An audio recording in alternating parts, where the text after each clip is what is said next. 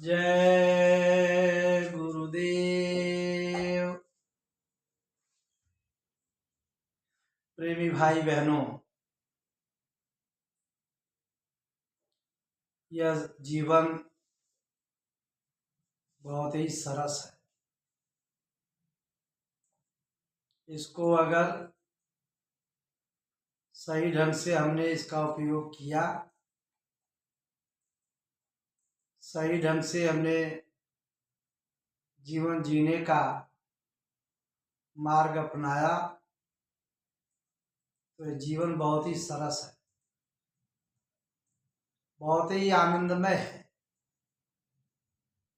जीवन बड़ा ही उत्साहपूर्ण है और जब इस जीवन में दुर्मति का प्रकोप होता है या कुमार्ग का प्रभाव हमारे ऊपर पड़ता है तो यही जिंदगी, यही जीवन दुखदाई और नर्क जैसा बन जाता है। अब जीवन को सफल बनाने के लिए हमेशा ये प्रयास होना चाहिए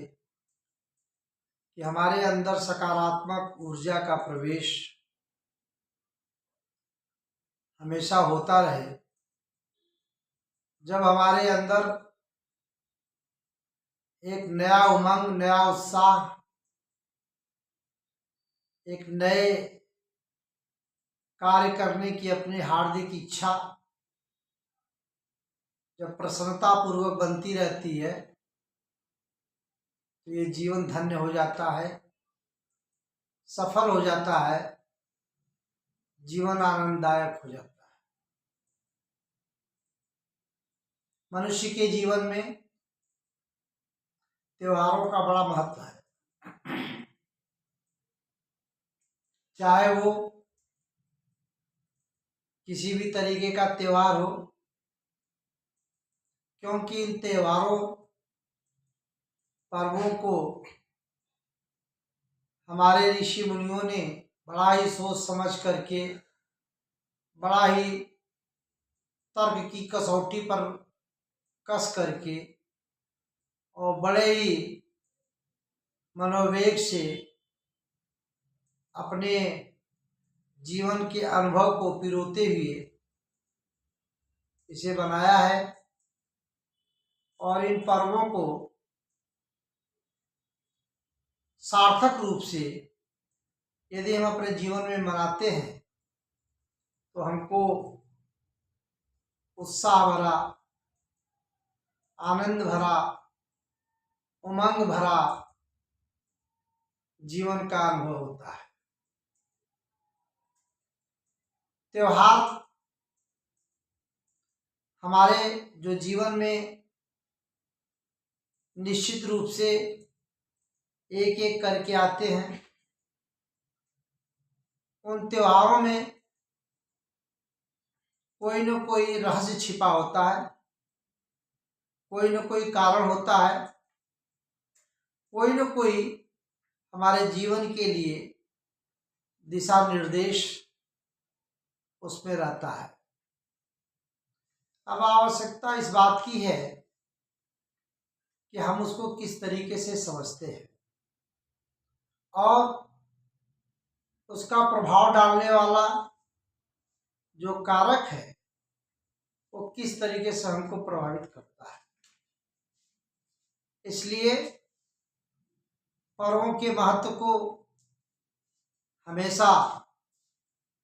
बुद्धि और विवेकपूर्ण शैली में समझना चाहिए और उत्साहपूर्वक मनाना चाहिए। इन्हीं त्योहारों में से एक त्योहार जो हमारे जीवन में आ गया है वर्तमान में, जिसको हम होली का त्योहार कहते हैं। ये शब्द बड़ा पवित्र, बड़ा विचित्र है। ये दो शब्दों से बना हुआ हो और ली, होली से बना हुआ है। इसके पीछे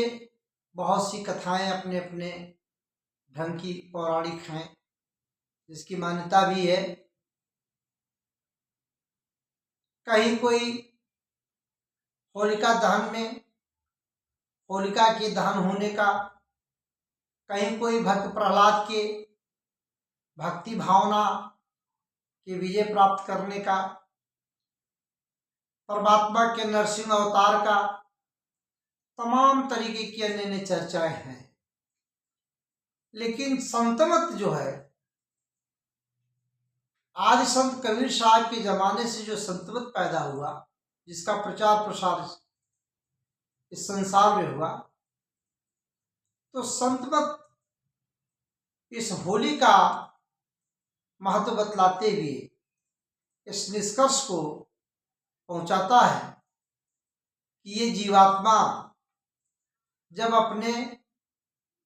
चारों शरीरों को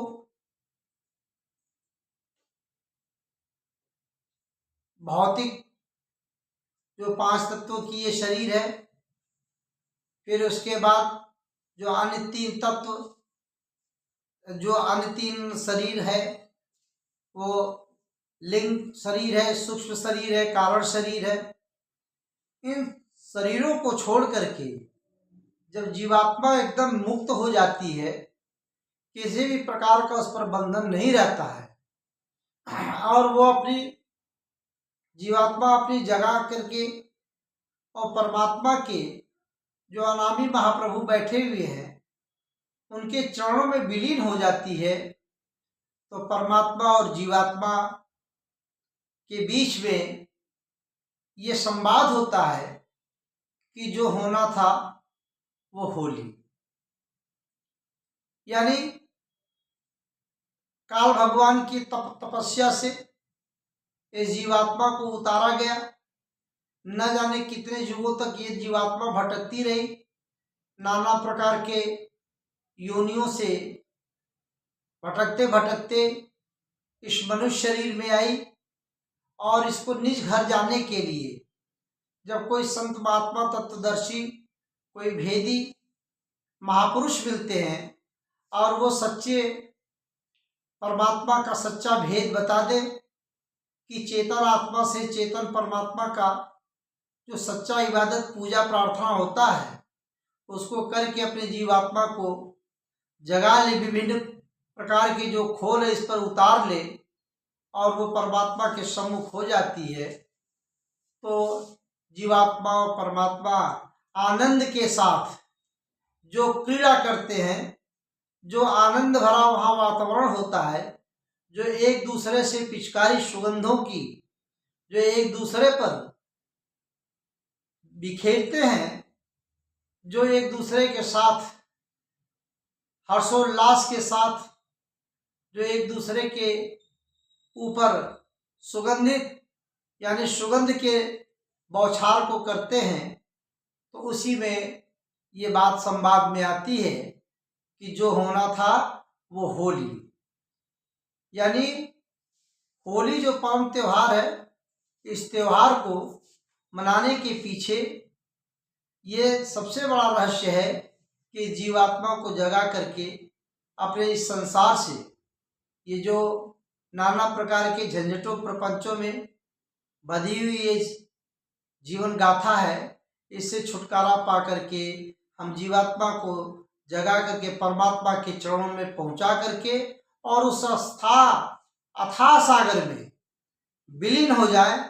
जहाँ न कोई सुख है न कोई दुख है, न पाप पुण्य का बंधन है, न कर्म अकर्म शुभ अशुभ, और न वहाँ पे अच्छाई बुराई यानी किसी प्रकार के कर्मों का बंधन नहीं है। वहाँ जीवात्मा निर्बंधन हो जाती है, बंधनों से हर प्रकार से मुक्त हो जाती है। तो वही जो होना था वो होली, इस संवाद में उस होली का वास्तविक रूप प्रकट होता है। अब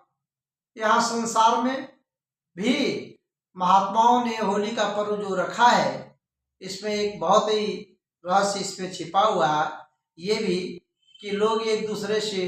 होली पर किए गए साल भर का यानी 1 वर्ष के भीतर अपने जीवन की लंबी गाथा में जाने अनजाने में जो त्रुटियां गलतियां किसी से हो गई, वह एक दूसरे से आपस में गले मिल करके एक दूसरे से अपने किए हुए गलतियों का क्षमा याचना करते हैं, पश्चाताप करें और पुनः एक बार अपने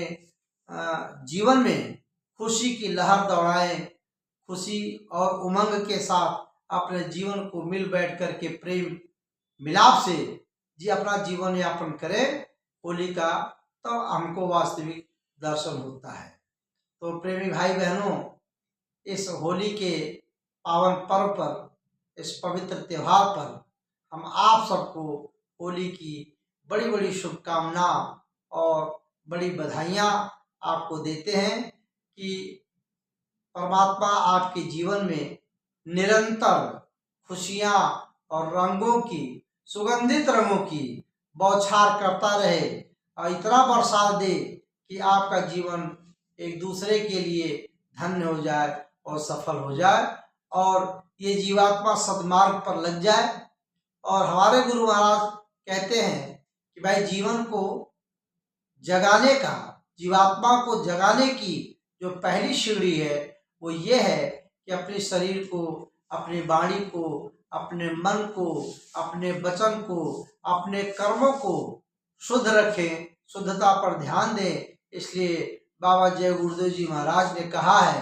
कि बाबा जी का कहना है शाकाहारी रहना है। इस मूल मंत्र का अपने ऊपर